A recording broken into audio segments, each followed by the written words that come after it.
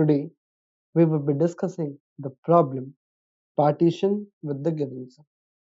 So, before I move forward, let me give you a very small disclaimer about this problem. So, this problem has many versions of solution. One of them is the most widely used, okay, and it has been explained in the YouTube by other YouTubers. And I have also seen those solutions as a very most voted one in the comment section. But I find it to be non-intuitive. Why? Because if you don't remember to compare those two solutions and equate it, if you don't have that intuition, by the way, that is a non-intuitive.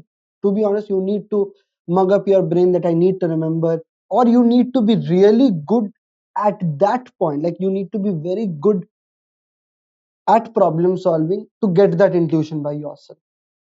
So I am keeping in mind that you are a beginner or an intermediate who won't get the intuition to equate those two solutions and draw out the solution on your own. This tutorial is for people who were not able to deduce the two equation or equate the two equations and get that. Because what I believe is the problem solving, like the whole point of this solving this problem is what? Like you are doing problem of the day, you are solving this problem. Why? Not because the frequency is great and it would definitely come in your next interview. There is a very rare probability that this would be again asked in the interview. Okay, in your next interview, like there is a probability, but comparatively very less. So I'm keeping in mind that you want to learn problem solving out of this problem, and you want to solve all the problems that are akin to this problem. That is why I would move forward with intuition, and I very much appreciate that solution too. Huge respect, but I would be moving forwards in my own terms and with intuition. So now we would be talking about this problem.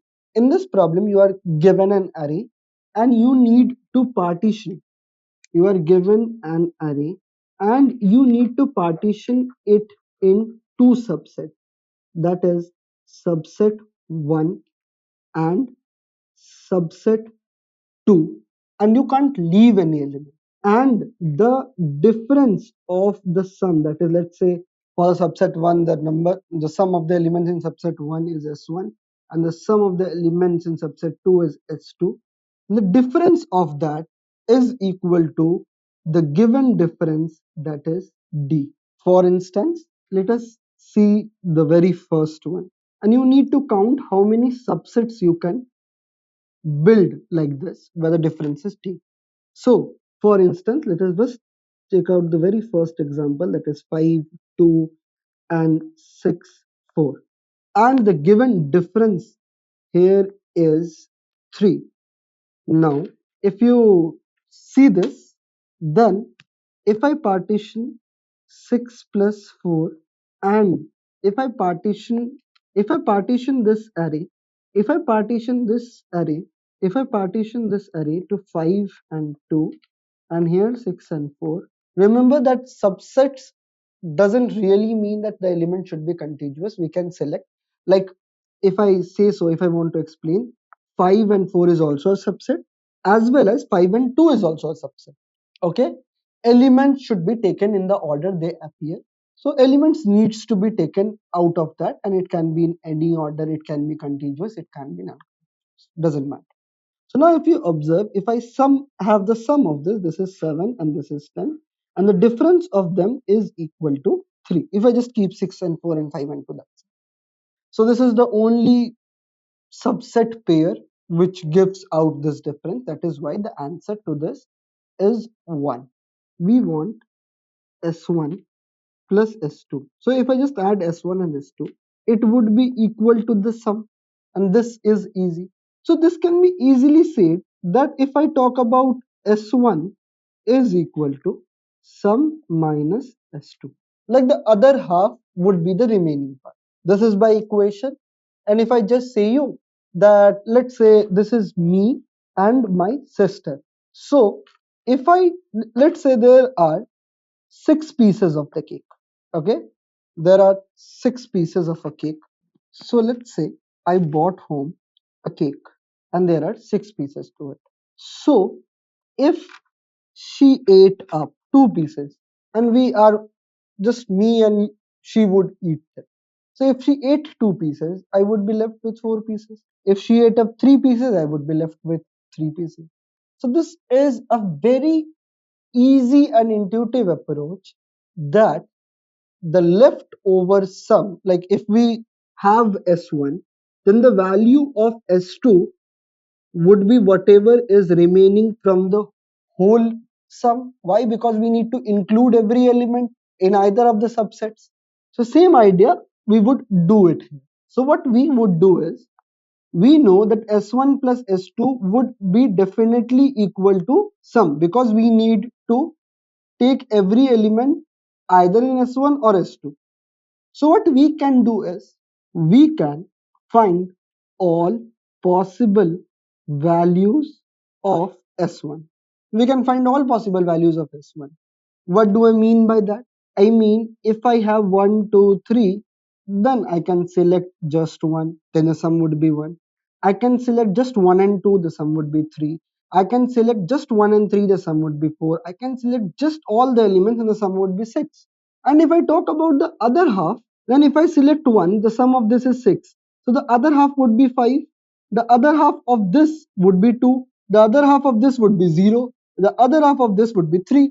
So I can find all the possible sum, produce the other half from the first half, and then see if the difference of them is equal to D, then we would simply take that or count that as an answer. Now let us see what will this work or not in our answer. So see, the idea is pretty simple. You try to build out all possible sum of this array.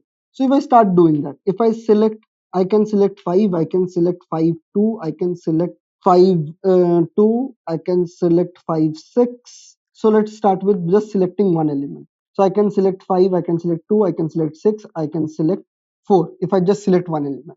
If I select two elements, I can select 5, 2, I can select 5, 6, I can select 5, 4, and then I can select 2, 6, I can select 2, 4. Then I can move forward and select 6, 4. Then I can select 5, 2, okay, like this. But we don't need to go till that point. If you observe that we got here 5 plus 2, that would make it 7, and the other half would be sum of the array minus 7. Sum of the array is what? 17. 5 plus 2, 7. 7 plus 6 is equals to 13. 13 plus 4 is equals to 17.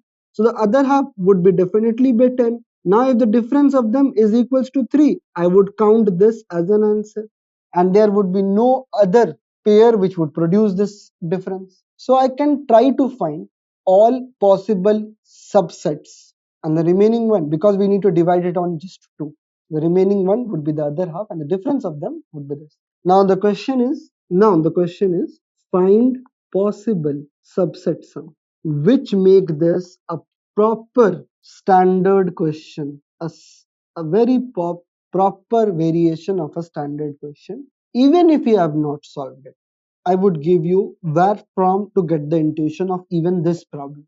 Whenever, I know, I don't know how many of you already heard this term a lot, but I use this term a lot.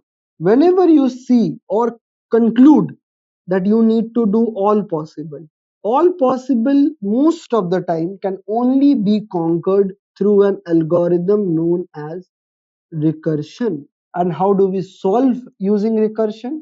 We use the idea of the very famous problem of knapsack, that is pick or non-pick, include or non-include. So the idea can be visualized like this, that if we have 1, 2 and 3, and if we include 1 and if we don't include 1, If we include 1, we have 1 up till now. If we don't include 1, it would be blank up till now. Then we make a decision for the second element. So if we include 2, this side would be inclusion, this side would be exclusion. If we include 2 in our answer, that would make it 1, 2. If we don't include, it would remain as 1. Okay. Now, if we include 2, it would be like this. If we don't include, it would remain as empty. Again, now let's take a decision for the third element. I'm not showing it off for the sample test case because it has 4 elements and the tree would be a little bit on the complex side and it would be a little bit nasty. Okay. So now if I include this 3, it would be 1, 2 and 3. If I don't include, it would remain as 1, 2. And here we have 1. If we include 3, it would be 1, 3. If we don't include, it would remain as 1. If we include 3, it would be 2, 3. If we don't include, it would remain as 2 only. If we include 3, this would be just 3. If we don't include, it would remain as. So now if you observe, this is the first subset we can achieve. This is the second type of subset. And these are the values of all different possible subsets that we can have from this array. And this idea is already used in knapsack, the coin change problem. So I find this very intuitive. Okay. So before we move on to the implementation of this or discussing it more, let me discuss the idea which is other way around. The next idea is we know that S1, the idea which I won't be implementing, just I would be telling you how it can be done. So idea is S1 plus S2 should be equal to sum. This is the very first equation, and sum1 minus sum2 should be equal to D. So if I add up this equation, if I subtract this, that is S1 plus S2 minus sum1 minus sum2 is equals to sum minus, if I just add these two equations, then this would be S1 plus S2 added to S1 minus S2 is equals to sum plus D. So we have S1 and S2. So I can say 2S1 is equals to sum plus D, and if we divide it by 2, so we can say that we need to achieve sum plus D divided by 2 to have the difference. So it can be said that to achieve the difference D, we need to achieve the sum S1. So we can say that, and these all values, that is sum and D, is already given. So we can say that if we achieve sum S1 which is equals to sum plus D divided by 2, then there exists the other half would have that. But equating these two equations, you need to remember this, that you need to equate, that in this problem I need to equate. And now in today's scenario we have many things to remember, so let's not overload our brains with this idea, the with this one too.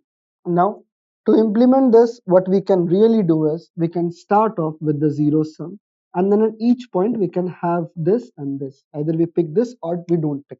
That's simple. Now moving forward to the coding part, so now we need the sum to equate at the end, like whatever subset sum we have, we take out the remaining value by using the total sum. So we need the access of total sum in the last when we have the subset.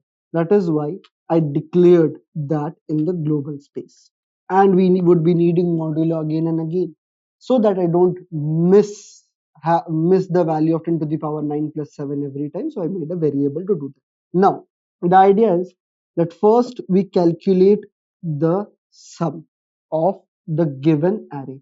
Then we just pass on to the recurrence to find all possible subsets. Now the solution starts from here, that first we would move forward, but here we don't add the sum. This is the point of exclude. Here we don't pick, ignore. Here we simply ignore and move forward. Here we have the sum and we include. Okay, we include the sum, we take that sum into consideration, but we keep moving forward. Now whatever answer they both gave me, I can move in two directions. So let's say I got 5 from this side, 5 from this, so total summation would be 10. So I am adding it, but In the point of addition, it is told that the answer can be very large and we need to do modulo. That is why we have a plus b modulo m. So we implemented this like a modulo m plus b modulo m and whole modulo m. We implemented this formula over here. So this is an idea of modular arithmetic. If you are not acquainted with this, know this and you can directly move forward. So this prevents the overflow of 10 to the power 9 plus 7. This is how we do that. So just before returning, we save the answer, because if we have computed it, we should be caching it so that next time we don't need to do the computation again. This is the idea. And here we see if a cached value is already present or not. If a cached value is already present, we use that value. So if we have reached the end, then only a subset is made. So even if you observe here in this recursion tree, there is a small thing to notice here. We didn't get any subset at any of the intermediate branches, even though the element is selected or not selected. If you see up this branch, we didn't select any elements, but we called it a subset when we reached the end. In the intermediate nodes, we didn't get any subsets. So when we reach the end, we get that subset. So when we are reaching the end, we are taking out the other value, that is the remaining value. So let's say there were 100 coins and my sister took away 10 coins. So I would be left with 90 coins then. So in the same manner, one value is sum and the next value is the leftover value. And if they make a difference of d, I return 1, else I say that return 0, they won't contribute to the answer. At the end, we return that. I found it more intuitive, very much basic. Then I simply returned it. A very small optimization, you can ignore it, or you want to do, you can do it. That if you observe here, if you observe this is optimization is included, that I respect the idea that is used here, that is equating this sum. This is a mark of respect who drew out the solution. So it can be seen that we can only, like, the answer is only possible if it is an even value, because if it is divided by 2 and it produces an integer result, then only we can have s1, and this array contains s1. That is why I inculcated this, that this value is even, then we can simply if this value is odd, then we can simply return from that point. Or if the value of d is great, the difference is only greater than whatever is asked. This is a very small optimization before we move forward to the whole big recursion thing. Rest, everything remains the same. So how, a very small thing that needs to be noticed here is, how do we declare? Like, I didn't see anyone talking about this, but you have seen the solution multiple number of times. Knapsack, you saw the solution on coin change, but I never saw anyone talking that yes, adding two lines, memorize it. Memorization is easy, but deciding the size of the array is a difficult point of beginner. So if you are a person tripping over that, let me help you with that. So see, what you really need to do is, there is no concept. I think that you shouldn't clutter your mind that it is 2D DP or 3D DP. You don't need to clutter your mind with those all concepts. See, what are the values that are dynamic? The values that are dynamic are, see, the size of the array is not changing. The difference is given. It won't change. The arrays are not changing.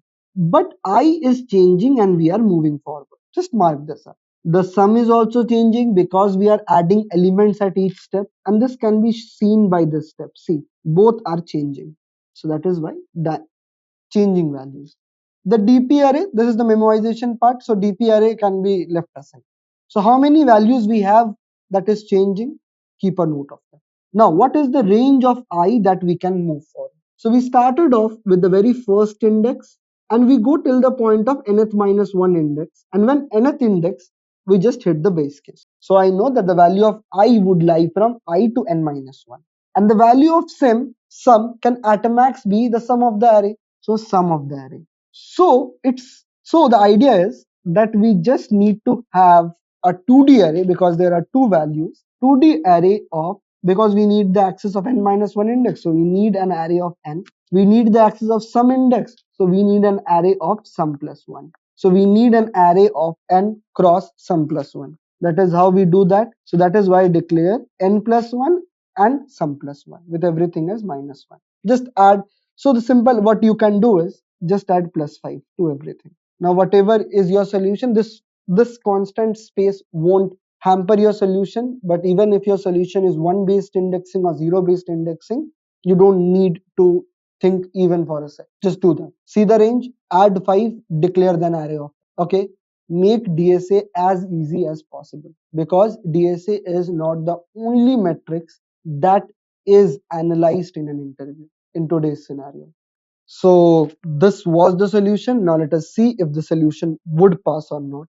So I mistakenly wrote essay. Seems correct. Now let us try to submit this and see if we can get an EC. And yes, we got that right. So that's it for today. I tried my level best to go a little bit off the track and help you with intuition and easier DSA. Do comment at least a one so that the reach of this video could be increased and this hard work could be justified. That's it for today. Thank you and have a nice day.